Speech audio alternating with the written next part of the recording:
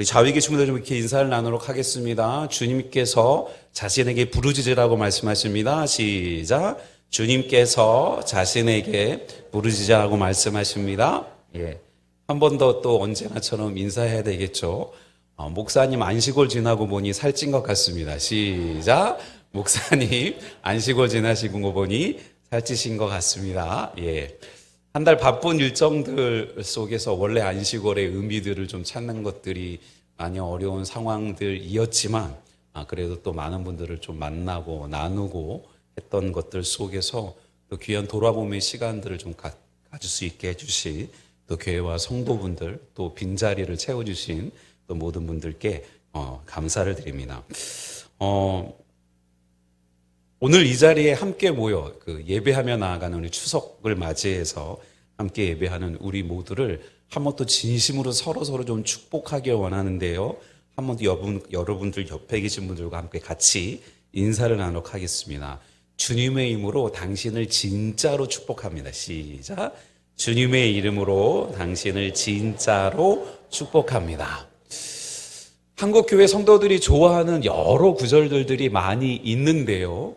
그 중에 대표적인 구절이 바로 이 예레미야 33장 3절의 구절입니다. 소위 333이라고 하는 한국 사람들이 좋아하는 숫자 3개가 뭉쳐 있어서 외우기도 좋고 능력의 말씀으로 붙잡고 나아가기도 좋은 구절들이어서 많은 분들이 이 구절들을 암송하고 있고 힘들고 지칠 때마다 또 우리의 삶에 다시금 희망과 용기를 불어넣어주는 강력한 메시지입니다. 한 번만 더 같이 한번 같이 한번 읽어볼까요? 본문의 말씀이요. 시작. 너는 내게 부르짖으라. 내가 내게 응답하겠고 내가 알지 못하는 크고 은밀한 일을 내게 보이리라. 아멘. 예. 이 말씀이 얼마나 놀라운 약속입니까? 마치 사랑하는 부모가 자녀에게 무슨 일이든 엄마 아빠에게 이야기해봐. 내가 다 들어주고 도와줄게 라고 따뜻하게 건네는 음성처럼 들리지 않으신가요? 이 말씀 속에 담긴 그 하나님의 사랑과 전능하심을 함께 좀 깊이 잠시지만 묵상해 보는 시간들을 가졌으면 좋겠고요. 특별히 추석을 맞이하는 우리에게 이미 허락해 주신 하나님의 귀한 은혜를 생각해 보면서 말씀을 좀 같이 나눠보기를 원합니다. 가장 먼저는요, 이 말씀은 우리를 향한 하나님의 초대 메시지다 라고 하는 거죠. 나에게 부르짖으라 말씀하시는 하나님의 따뜻한 초대의 메시지 말입니다. 참 바쁜 일정들을 살아가고 주위의 여러 관계들을 살아가는 우리들의 삶이지만 우리는 때때로 외롭고 힘들다라고 느끼는 때가 종종 있습니다. 여러분은 살면서 언제 가장 외롭고 힘들다고 느끼시나요? 혹시 누군가에게도 말할 수 없는 고민을 혼자 끙끙 앓고 계시지는 않으신가요? 아니면 반대로 너무 기쁘고 감사한데 이 기쁨을 함께 나눌 사람이 없어 마음 한편이 허전했던 적은 또 없으신가요? 오늘 본문의 말씀은 바로 그런 우리에게 하나님께서 손을 내미시면서 나에게 말해봐, 나에게 부르짖어봐 라고 초대하시는 음성이다 라고 하는 겁니다. 때로는 사랑하는 아내에게도, 때로는 존경하는 부모님에게도, 때로는 가까운 친구들에게도 마음껏 우리의 마음을 털어놓기 힘들 수 있는 경우들이 우리에게 많이 있지 않습니까?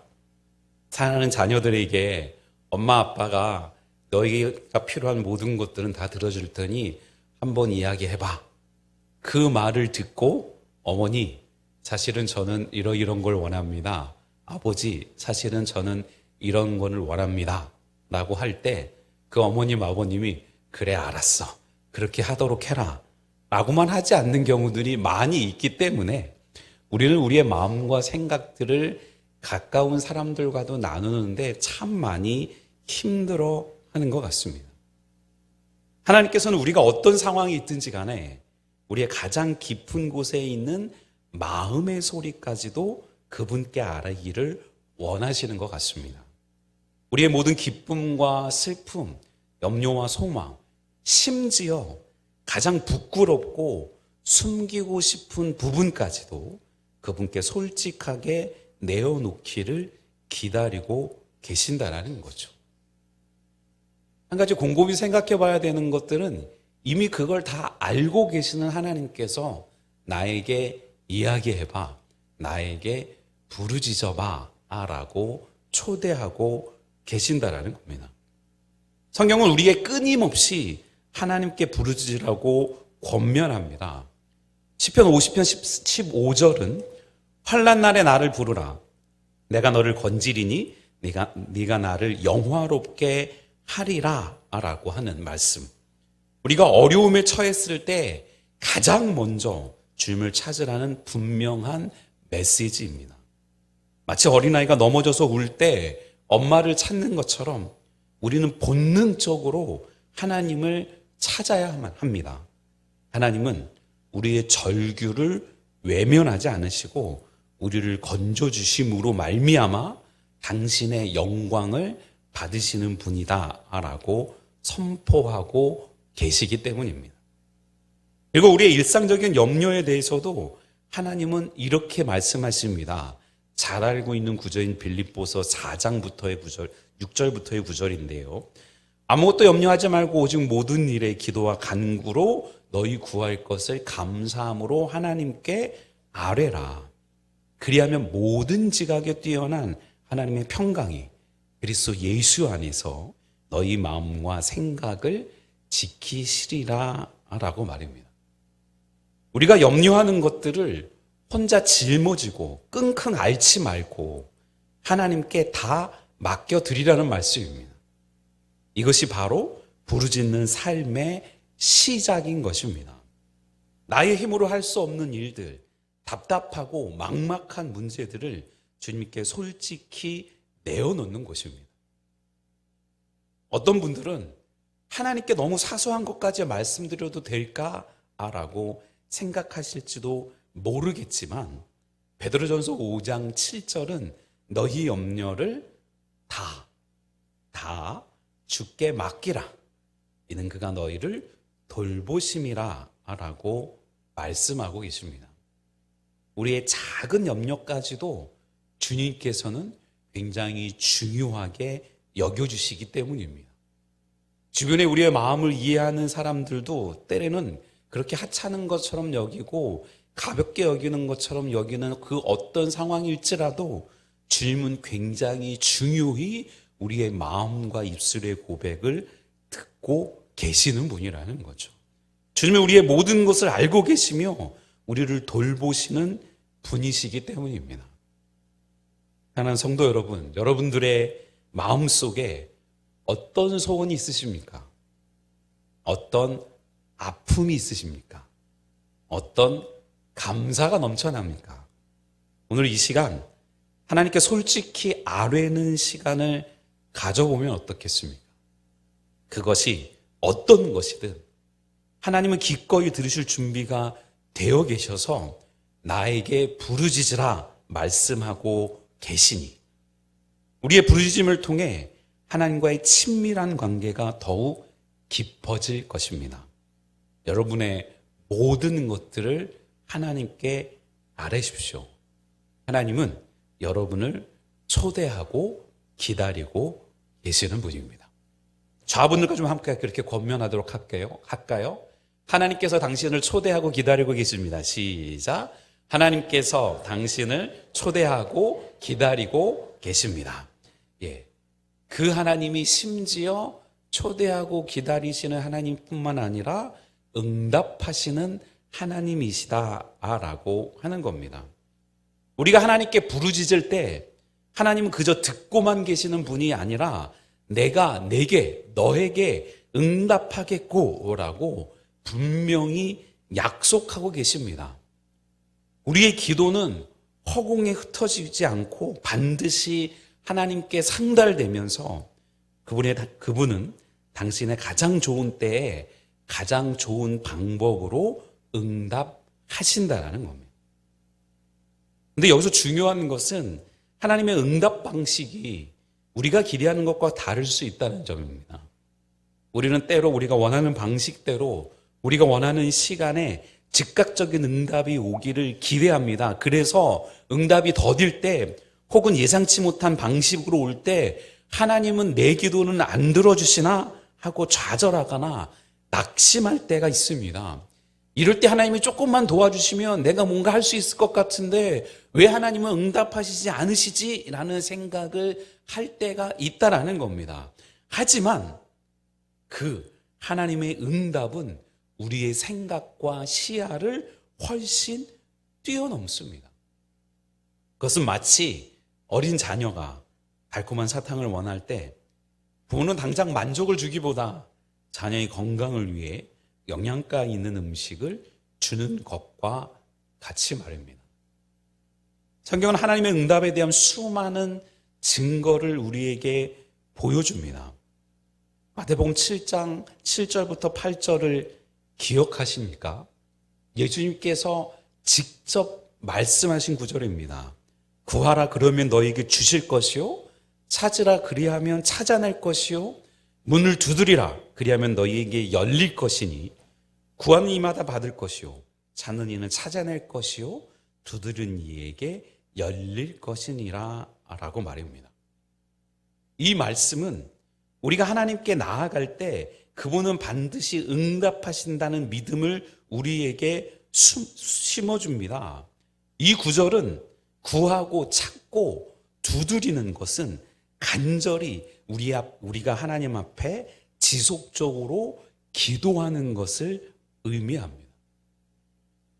요한일서 5장 14, 15절은 그를 향하여 우리의 가진 바 담대한 것이 이것이니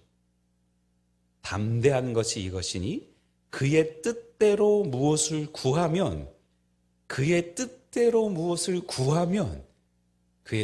무엇을 구하면 들으심이라. 우리가 무엇인지 구하는 바를 들으시는 줄을 안즉 우리가 그에게 구한 그것을 얻은 줄을 또한 아느니라 라고요. 우리가 하나님의 뜻 안에서 구하면 반드시 응답받는다는 확신을 주십니다. 때로는 우리의 기도가 하나님의 더 크고 선하신 뜻에 맞지 않을 때도 있습니다. 그럴 때는 아니오라는 응답이거나 기다리라는 응답일 수 있습니다.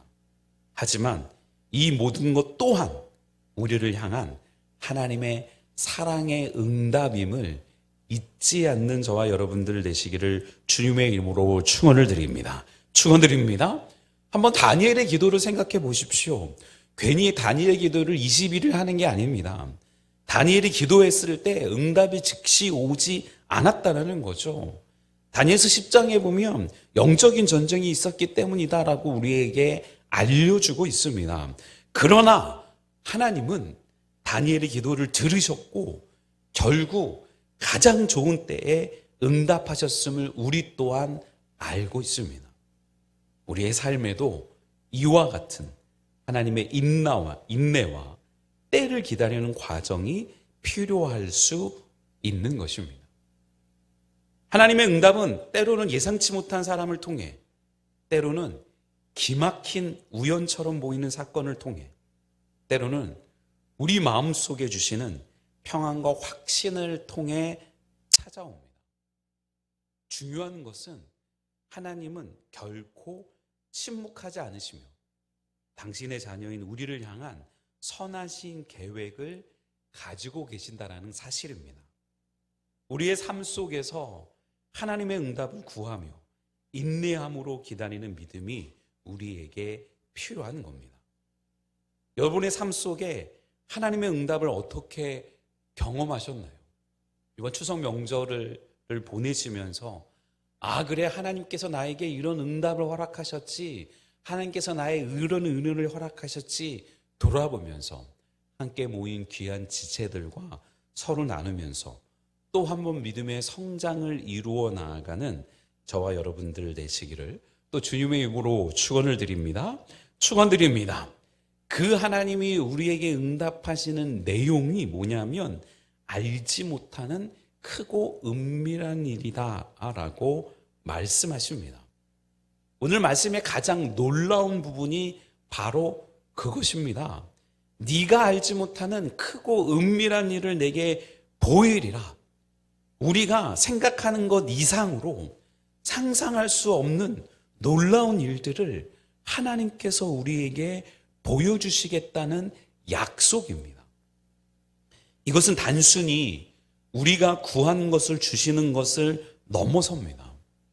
하나님은 우리가 감히 꿈꾸지 못했던 차원의 역사를 우리의 삶 속에서 행하실 수 있는 분이십니다.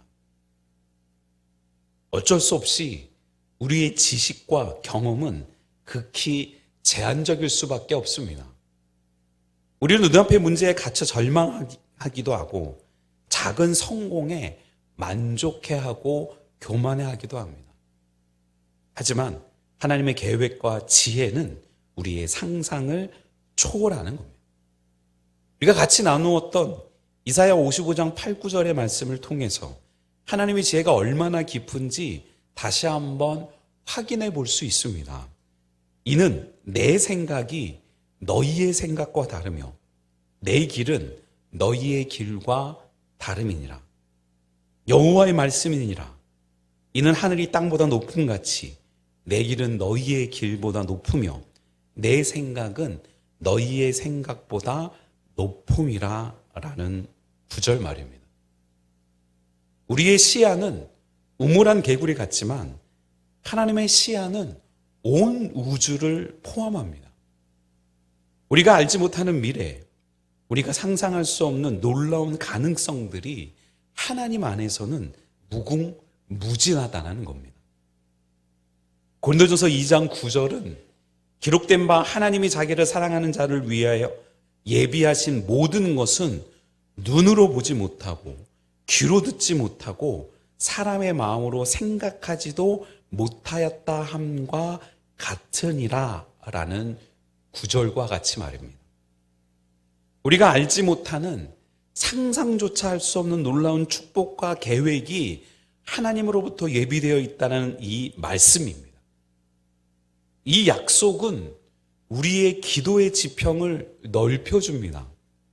우리는 그저 당연한 문제 해결만을 구하는 것이 아니라 하나님의 위대하심과 그분의 놀라운 계획이 우리 삶 속의 가운데 드러나기를 기대하며 기도할 수 있는 것입니다.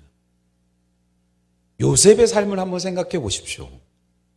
그 형들에게 팔려 노예가 되고 억울하게 감옥에 갇혔습니다. 그의 입장에서는 도저히 이해할 수 없는 고난의 연속이었을 겁니다. 그러나 하나님은 그가 알지 못하는 크고 은밀한 계획을 가지고 계셨고 결국 그를 애굽의 총리로 세워서 수많은 생명을 구원하는 하나님의 축복의 통로로 사용하셨습니다. 요셉은 나중에 창세기 45장 5절에 고백하기를 당신들이 나를 이곳에 팔았다고 해서 근심하지 마소서, 한탄하지 마소서. 하나님이 생명을 구원하시려고 나를 당신들보다 먼저 보내셨나이다 라고 고백합니다. 그가 알지 못했던 크고 은밀한 일을 하나님이 그에게 보이시고 깨닫게 하셨던 겁니다. 하나님께 부르짖을 때 우리는 그저 눈앞의 문제 해결만을 구하는 것이 아닙니다. 우리는 우리의 한계를 넘어 우리 하나님의 위대하심과 그분의 놀라운 계획을 경험하게 될 것입니다. 우리가 미처 상상도 못했던 길을 열어주시고 우리의 능력 밖의 일들을 이루어 가시는 하나님의 역사를 보게 될 것입니다. 그것이 바로 하나님께 부르짖는 기도의 특권이며 우리의 삶에 찾아올 진정한 하나님이 허락하신 기적인 것입니다. 사랑하는 성도 여러분, 오늘 우리는 너는 내게 부르짖으라 내가 내게 응답하겠고 내가 알지 못하는 크고 은밀한 일을 내게 보이리라는 이 예레미야 33장 3절의 말씀을 통해 잠시 묵상해 보았습니다. 이 말씀은 단순한 하나님의 약속이 아니라 우리를 향한 하나님의 무한한 사랑과 전능하심을 보여주는 강력한 선포입니다. 우리는 약하고 불완전하지만 우리를 사랑하시고 모든 것을 하실 수 있는 하나님의 믿음으로 의지할 때 우리의 삶은 놀랍게 변화될 것입니다. 우리의 삶 속에 크고 작은 문제들이 있을 때, 기쁨과 감사의 순간들이 있을 때 우리는 언제든지 하나님께 나아가 아뢰고 부르짖을 수 있습니다. 하나님은 여러분의 부르짖음에 기꺼이 응답하실 것이고 여러분이 상상하지 못했던 크고 은밀한 일들을 보이실 것입니다. 그러니 이제 망설이지 마십시오. 어떤 문제 앞에서도 낙심하지 마시고 어떤 성공 앞에서도 교만하지 마십시오. 오직 하나님께 나아가 고백하고 아뢰고 부르짖으십시오. 그분은 오늘도 여러분의 음성을 듣기 위해 기다리고 계십니다. 우리의 삶의 모든 순간이 하나님께 부르짖는 기도가 되고 그 기도를 통해 하나님의 위대한 역사를 경험하는 저와 여러분들 되시기를 주님의 이름으로 축원을 드립니다. 민족의 명절 추석을 맞이해서 온 가족들이 그 엄청난 하나님의 초대 앞에서 함께 고백하고 함께 그 은혜를 누리는 여러분들 되시기를 주님의 이름으로 축원을 드립니다.